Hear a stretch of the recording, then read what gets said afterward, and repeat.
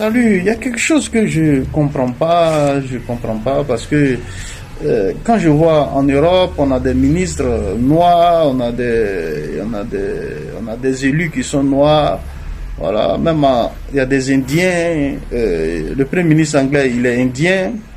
Oui, il y a eu un premier ministre anglais indien. Et aux États-Unis même, il y a eu un président de père Kenya.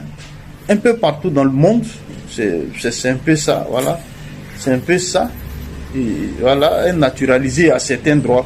Je ne comprends pas pourquoi en Côte d'Ivoire, c'est les émotions. On fait fi des lois du pays. On ne connaît pas. Encore voisin libanais. Vraiment, ça fait, je ne sais pas comment dire, mais ça fait très mal.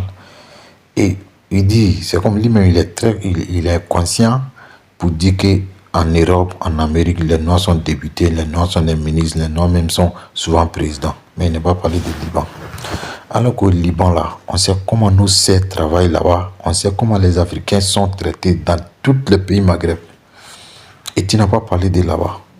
Maintenant, si c'est la Côte d'Ivoire, c'est des émotions, c'est des colères. Vous voyez comment ces gens-là se foutent des Noirs, au fait.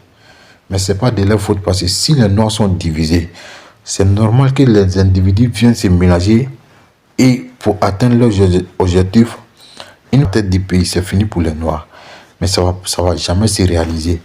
On dit le réveil, c'est là brutal, vraiment. C'est ça qui est en train d'arriver. C'est-à-dire les Noirs sont concernés de se mettre ensemble, de combattre, de défendre nos couleurs de peau. Personne ne va nous dire ouais, de se mettre ensemble. On va enlever barrière des colonisateurs, là, frontières, là, on va enlever et de se mettre ensemble, de combattre et de protéger notre pays. C'est ça qui est arrivé.